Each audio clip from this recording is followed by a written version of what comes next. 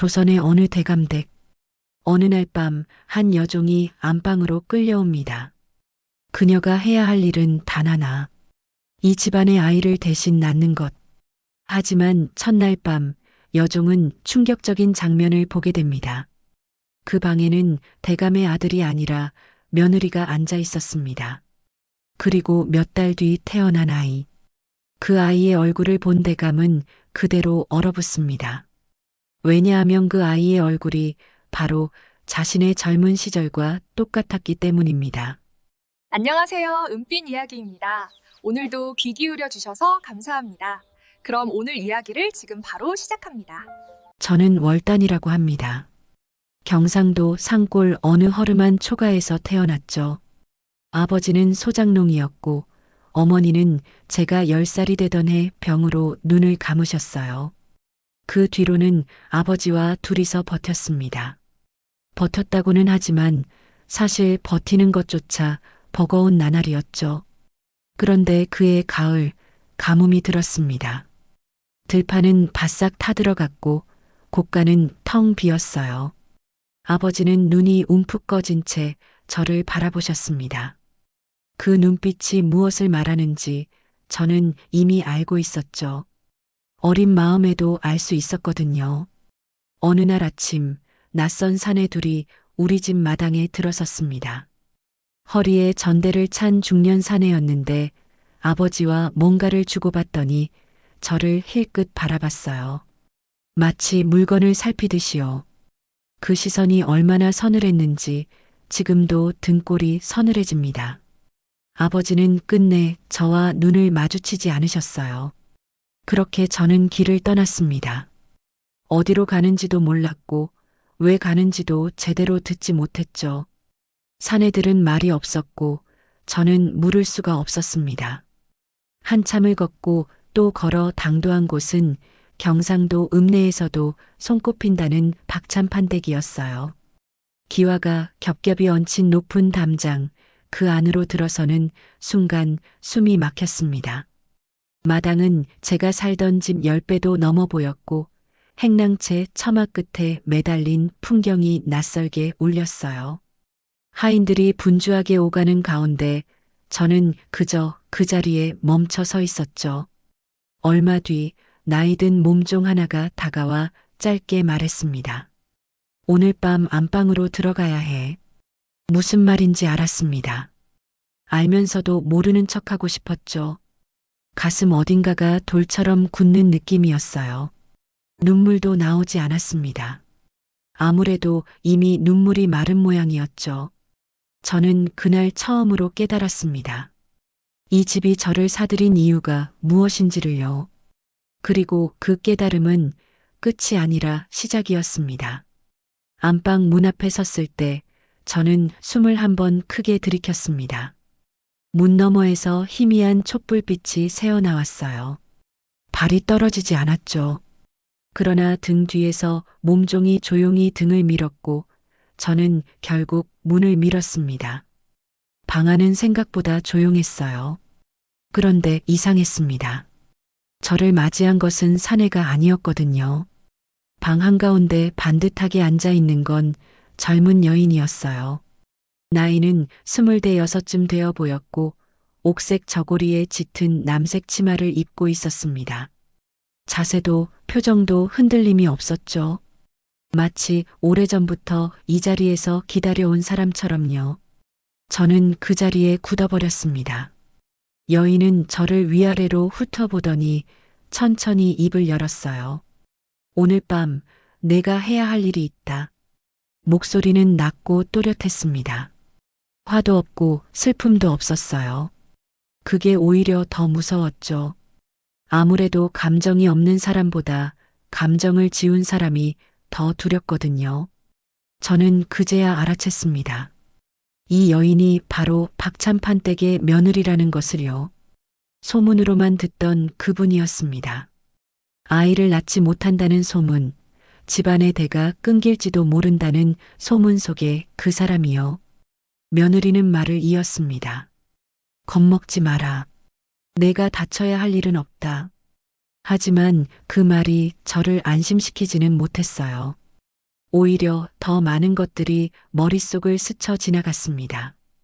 왜 이 방에 남편이 없는지, 왜 며느리가 직접 이 자리를 지키고 있는지, 그리고 제가 이 집에 팔려온 진짜 이유가 무엇인지. 그러니까 저는 시바디였던 겁니다. 자식을 낳지 못하는 며느리 대신 아이를 만들어낼 몸으로 사들여진 것이죠. 가난한 집딸이라는 것, 몸이 성하다는 것, 그것만으로 충분한 조건이었던 겁니다. 누구도 제 이름을 묻지 않았고, 누구도 제 마음을 묻지 않았어요. 잠시 뒤 문이 열리고 사내가 들어섰습니다. 박찬판 댁의 외아들, 박서방이었어요. 그는 저와 눈이 마주치자 시선을 피했습니다. 방 안을 가득 채운 어색함 속에서 며느리만이 여전히 꼿꼿하게 앉아 있었죠. 저는 그 장면이 오래도록 잊히지 않습니다. 남편 곁에서 이 모든 것을 지켜보던 며느리의 눈빛이요. 슬프지도 분하지도 않은 눈빛이었어요. 그저 텅 빈 것 같으면서도 그 안에 무언가 깊은 것이 가라앉아 있는 눈이었습니다. 아무래도 이 여인은 체념한 사람이 아니었어요. 무언가를 오래 참아온 사람이었습니다. 그날 밤이 지나고 저는 작은 방 하나를 배정받았습니다. 몸종보다는 조금 나은 자리였지만 그렇다고 사람 대접을 받는 것도 아니었어요. 밥은 주었고 옷도 주었습니다. 하지만 이름을 불러주는 사람은 없었죠. 저는 이불을 뒤집어 쓰고 누웠습니다. 눈물이 날 것 같았지만 끝내 나오지 않았어요. 그런데 잠들기 직전 문 밖에서 발소리가 들렸습니다. 아주 조용하고 느린 발소리였어요. 멈추는 곳은 정확히 제 방 앞이었습니다. 그리고 한참이 지나도록 그 발소리는 사라지지 않았죠. 저는 숨을 죽였습니다. 문 밖의 발소리는 한참 만에야 사라졌습니다. 저는 그 자리에 굳은 채 날이 밝을 때까지 눈을 붙이지 못했어요. 어둠 속에서 이 집의 냄새를 맡았습니다. 오래된 나무와 기름, 그리고 무언가 눅눅하게 가라앉은 냄새였죠. 겉으로는 번듯하고 넉넉해 보이는 집이었지만 공기 속에는 이상하게 무거운 것이 섞여 있었어요. 다음 날 새벽 며느리가 직접 제 방문을 두드렸습니다. 인기척도 없이 문이 열리더니 그분이 조용히 들어서셨어요. 촛불도 없이 새벽빛만이 희미하게 방 안으로 스며드는 시간이었습니다. 며느리는 제 앞에 무릎을 꿇고 앉더니 목소리를 한껏 낮추었어요. 이 집에는 절대 들키면 안 되는 비밀이 있다. 저는 숨을 참았습니다. 며느리의 눈빛은 전날 밤과 달랐어요. 차갑게 가라앉아 있던 눈 속에 아주 작은 떨림이 있었습니다. 그건 질투가 아니었어요. 두려움이었죠. 아무래도 이분도 무언가에 짓눌려 있는 사람이었습니다. 며느리는 말을 이었습니다. 서방님은 아이를 가질 수 없는 몸이다. 오래전부터 그래왔어. 저는 그 말의 무게를 한참 동안 가늠했습니다. 아이를 가질 수 없는 몸이라는 것, 그런데도 대를 이어야 한다는 것. 그러니까 이 집이 저를 사들인 건 아들을 위해서가 아니었어요. 가문을 위해서였죠. 이름을 잇기 위해서였고 체면을 지키기 위해서였습니다. 그리고 그 체면 아래 묻힌 진실을 아는 사람은 이 집안에서 며느리 단 한 사람뿐이었어요. 저는 조용히 물었습니다. 그렇다면 저는 여기서 어떻게 되는 건가요? 며느리는 대답하지 않았습니다. 다만 눈을 감았다가 뜨더니 작게 말했어요. 내가 아이를 낳으면 그 아이는 내 아이가 된다. 그게 이 집의 뜻이다. 방 안이 고요해졌습니다. 새벽바람이 창호지 문을 가볍게 흔들었어요. 저는 그 소리를 들으며 생각했습니다. 낳자마자 빼앗길 아이, 이름조차 가질 수 없을 어미, 그리고 이 모든 것을 당연하게 여기는 사람들. 그런데 더 섬뜩한 건 따로 있었어요. 며느리의 눈빛이 다시 한번 흔들렸을 때 저는 직감적으로 느꼈습니다. 이분이 두려워하는 건 비밀이 새나가는 것이 아니었어요. 비밀을 알고 있는 저였습니다. 그러니까 저는 이미 위험한 자리에 들어선 것이었죠. 며느리는 일어서며 마지막으로 한마디를 남겼습니다. 아무것도 묻지 마라. 아무것도 보지 마라. 문이 닫혔습니다. 저는 홀로 남겨진 방 안에서 무릎을 끌어안았어요. 이 집에서 살아남으려면 모른 척해야 했습니다. 그런데 이미 알아버렸죠. 알면 안 될 것을요. 앞으로 어떻게 해야 할지 아직 알 수 없었습니다. 며느리가 다시 찾아온 건 그로부터 사흘 뒤였습니다. 이번에는 새벽이 아니었어요. 해가 중천에 뜬 한낮이었는데 며느리는 몸종 하나 데리지 않고 혼자 제 방문을 열었습니다. 손에는 작은 보자기가 들려 있었어요. 안에 뭐가 있는지는 몰라도 무게가 꽤 나가는 듯 손목이 약간 기울어져 있었죠. 며느리는 제 앞에 보자기를 내려놓으며 말했습니다. 아이만 낳아주면 널 풀어주겠다. 저는 그 말을 듣고도 바로 대답하지 않았어요. 사흘 동안 이 집을 살폈거든요. 하인들이 어떻게 움직이는지, 대문은 언제 열리는지, 그리고 이 집 사람들이 저를 어떤 눈으로 보는지를요. 그러니까 저는 이미 알고 있었습니다. 이 집에서 쉽게 내보내줄 사람은 없다는 것을요. 며느리의 제안은 달콤했지만 믿기가 어려웠습니다. 저는 조심스럽게 물었어요. 정말로 내보내주실 수 있는 건가요? 며느리는 잠시 입술을 달싹이다가 시선을 창밖으로 돌렸습니다. 바람에 흔들리는 마당의 감나무를 바라보는 눈빛이 복잡했어요. 차갑지도 그렇다고 따뜻하지도 않은 눈빛이었죠. 한참 만에 그분이 다시 저를 바라봤을 때 저는 뭔가 다른 것을 느꼈습니다. 체면이 아니라 진심이 실린 눈이었거든요. 나도 이 집에 팔려왔다. 짧은 말이었습니다. 그런데 그 짧은 말 하나가 방 안의 공기를 완전히 바꿔놓았어요. 저는 숨이 멎는 것 같았습니다. 양반댁 며느리가, 그것도 참판댁 종부가 팔려왔다니요. 며느리는 담담하게 말을 이었어요. 자신의 집안은 원래 한양에서 벼슬을 지낸 가문이었는데 아버지가 당쟁에 휘말려 하루아침에 몰락했다고 했습니다. 빚더미 속에서 살아남으려면 딸을 팔아야 했고 그 딸이 바로 자신이었다고요. 박참판댁은 돈이 있었고 그 돈으로 며느리 하나를 사들인 것이었습니다. 혼례라는 이름을 붙였지만 실상은 거래였죠. 저는 천천히 며느리의 얼굴을 바라봤습니다. 주름 하나 없이 반듯한 얼굴이었지만 눈가에는 지울 수 없는 피로가 내려앉아 있었어요. 오래 참아온 사람의 얼굴이었습니다. 신분은 달랐지만 저와 같은 자리에 있는 사람이었죠. 팔린 여인이라는 점에서요. 보자기 안에는 은전 몇 잎과 작은 놀이개가 들어 있었습니다. 며느리는 그것을 제 손 위에 올려놓으며 말했어요. 믿어달라고 하지 않겠다. 다만 나는 내 편이 될 수도 있다. 저는 은전을 가만히 내려다봤습니다. 차가운 쇳덩이가 손바닥에 닿는 느낌이었어요. 이걸 받으면 거래가 시작되는 것이었고 거래가 시작되면 저는 이 집의 일부가 되는 것이었습니다. 그런데 거절하면 어떻게 될까요? 이미 비밀을 알아버린 저를 이 집이 그냥 내버려 둘 리 없었죠. 선택지는 처음부터 하나였던 겁니다. 저는 손을 오므렸습니다. 은전이 손 안에 감겼어요. 그리고 마음속으로 다짐했습니다. 반드시 이 집을 나가겠다고요. 아이를 낳은 뒤에도 낳기 전에도 어떤 방법을 써서라도요. 봄이 지나고 여름이 깊어질 무렵 저는 임신했습니다.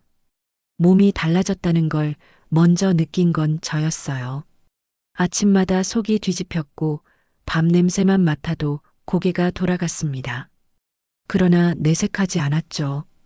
이 집에서 기쁜 일은 제 기쁨이 아니라는 걸 이미 알고 있었거든요.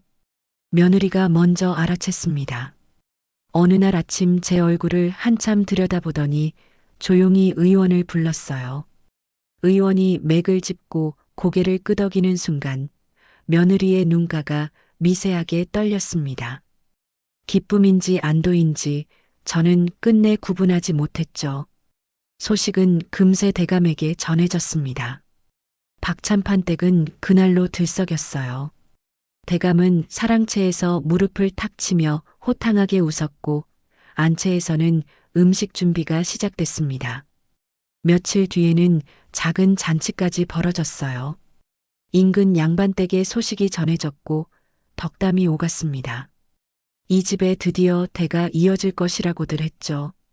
저는 그 잔치 자리 한쪽에 조용히 앉아 있었습니다. 아무도 저를 주인공이라 부르지 않았어요. 저는 그저 아이를 담은 그릇이었습니다. 그런데 잔치가 끝나고 며칠이 지났을 무렵부터였어요. 하인들 사이에서 이상한 말이 돌기 시작했습니다. 처음에는 부엌 한쪽에서, 그 다음에는 행랑채 처마 아래에서 들려왔죠. 목소리를 낮추고 나누는 말이었지만 좁은 집안에서 소문은 빠르게 번졌습니다. 저 아이는 대감 아들을 닮지 않을 것이라는 말이었어요. 근거 없는 말이었습니다. 아직 태어나지도 않은 아이를 두고 하는 소리였으니까요. 그런데 그 소문은 좀처럼 사그라들지 않았어요. 오히려 날이 갈수록 조금씩 부풀어 올랐습니다. 대감은 원래 과묵한 사람이었어요. 그러나 그 무렵부터 저를 바라보는 눈빛이 달라졌습니다. 마주치면 금방 시선을 거두는데 그 짧은 순간 안에 무언가 날카로운 것이 지나갔어요. 의심이었습니다.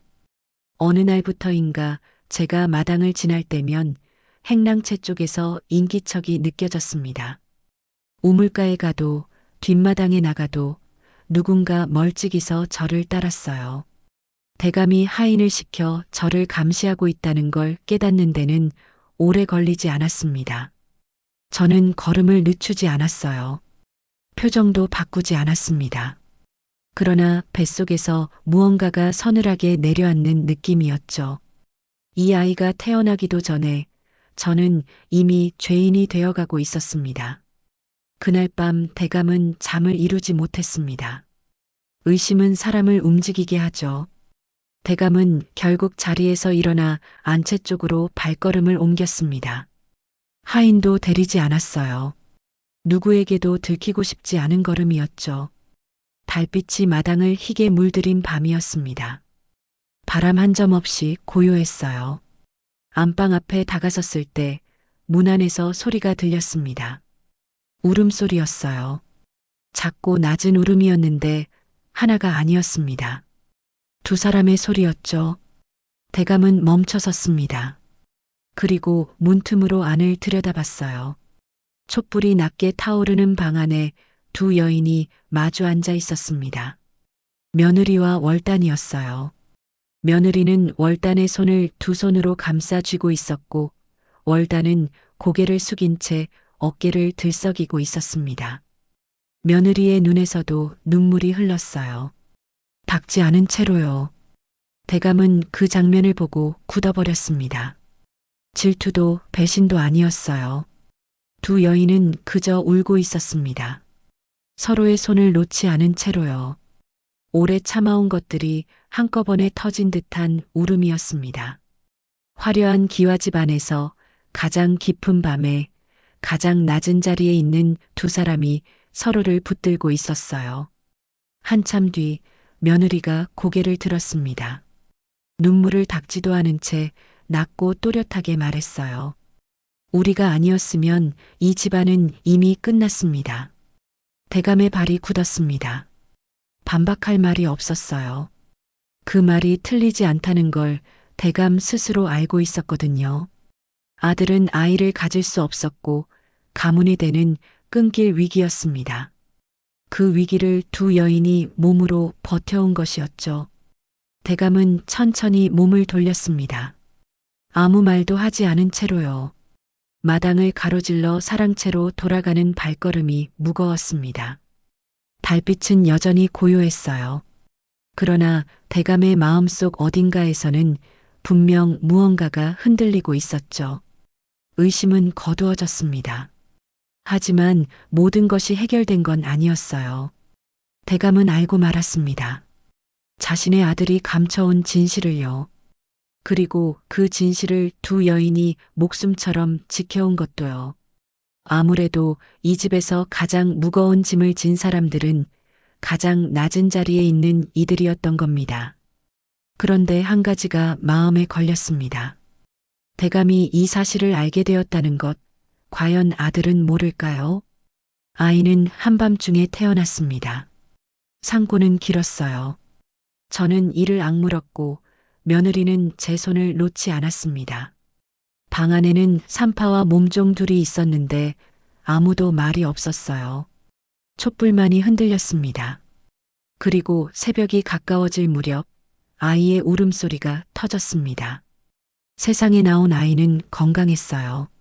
소식을 들은 대감이 안채로 들어선 건 그로부터 얼마 지나지 않아서였습니다.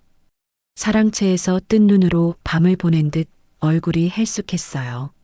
산파가 아이를 대감 앞에 내밀었을 때 대감은 두 팔로 조심스럽게 받아 안았습니다. 그리고 굳어버렸어요. 아이의 얼굴을 내려다보는 대감의 눈이 크게 열렸습니다.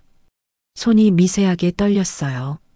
아무 말도 하지 않았는데 방 안에 있던 사람들은 모두 느꼈습니다. 무언가 심상치 않다는 것을요. 아이의 얼굴은 대감을 닮아 있었습니다. 박서방을 닮은 것이 아니었어요. 젊은 시절의 대감, 그 얼굴이었습니다.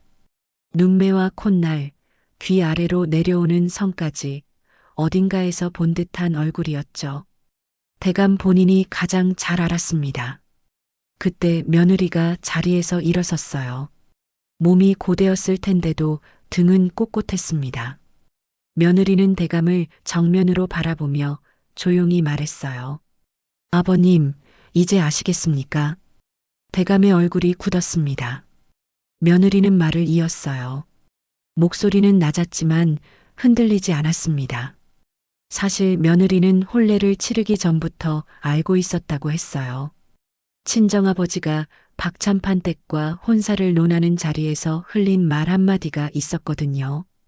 대감이 젊은 시절 서녀 하나를 얻었다는 것, 그러나 가문이 체면 때문에 내쫓았다는 것, 그리고 그 서녀의 핏줄이 어딘가에 남아있다는 것이었습니다. 며느리는 그 핏줄이 월단이라는 것을 짐작하고 있었습니다. 처음 월단을 보았을 때부터요. 생김새가 아니었어요. 눈빛이었습니다. 어딘가 이 집과 닮아 있는 설명할 수 없는 눈빛이었죠.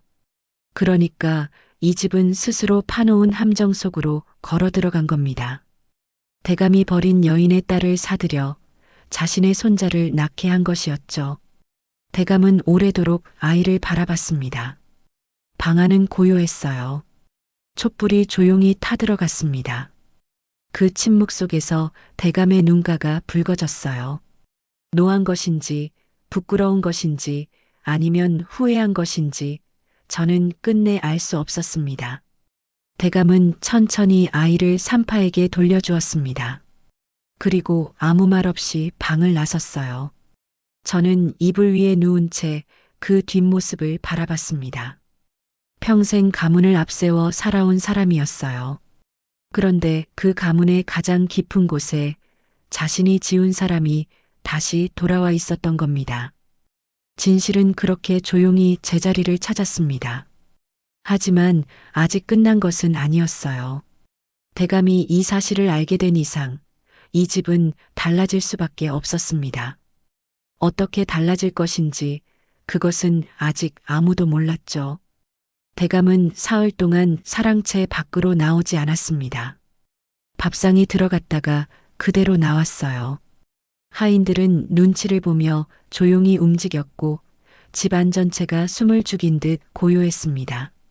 저는 아이에게 젖을 먹이며 그 고요함을 견뎠어요. 아이는 아무것도 모른 채 작은 손을 꼭 쥐고 잠들었습니다. 나흘째 되는 날 아침 대감이 직접 안채로 걸어왔습니다. 등이 예전보다 굽어 보였어요. 얼굴에는 며칠 사이 주름이 더 깊어진 것 같았습니다. 대감은 저와 며느리를 번갈아 바라보더니 천천히 입을 열었어요. 내가 잘못했다. 짧은 말이었습니다. 그러나 그 말이 방 안에 떨어지는 순간 저는 가슴 어딘가가 조용히 내려앉는 것을 느꼈어요. 평생 권세를 쥐고 살아온 사람의 입에서 나온 말이었거든요. 쉽게 나올 수 있는 말이 아니었죠. 대감은 제게 자유를 주겠다고 했습니다. 문서도 써주겠다고 했어요. 며느리에게는 친정으로 돌아가도 좋고 원하는 삶을 살아도 좋다고 했습니다. 아들 박서방은 이미 먼 곳으로 보낼 생각이라고도 했어요. 가문보다 사람이 먼저라는 것을 너무 늦게 깨달은 사람의 얼굴이었습니다. 저는 그의 가을 박찬판댁을 나왔습니다. 아이를 등에 업고 걸었어요. 대문을 나서는 순간 뒤를 돌아보지 않았습니다. 돌아볼 이유가 없었거든요. 제가 남겨두고 온 건 아무것도 없었어요. 제가 가지고 나온 건 아이뿐이었고 그것으로 충분했습니다. 몇 년이 지났어요. 저는 경상도 어느 작은 장터 근처에 자리를 잡았습니다. 바느질을 했고 장에 나가 작은 것들을 팔았어요. 넉넉하지 않았지만 배를 골치는 않았습니다. 아이는 무럭무럭 자랐어요. 눈이 맑고 손이 빠른 아이였습니다. 그 아이는 훗날 글을 배워 학자가 되었습니다. 백성의 억울함을 듣고 글로 남긴 사람이 되었죠. 사람들은 그 아이의 어머니에 대해 이렇게 말했습니다. 신분이 아니라 용기로 아이를 지킨 여인이었다. 저는 그 말을 전해 들었을 때 아무 말도 하지 않았어요. 다만 오래도록 하늘을 바라봤습니다. 용기라고 하지만 저는 그저 버텼을 뿐이었거든요. 포기하지 않은 것 뿐이었어요. 어쩌면 그게 용기였는지도 모르겠습니다. 여기까지 은빛 이야기였습니다. 오늘의 이야기가 마음의 작은 여운으로 남았기를 바랍니다. 다음 이야기에서도 조용히 진심으로 찾아뵙겠습니다. 고맙습니다. 구독과 좋아요 부탁드립니다. 감사합니다.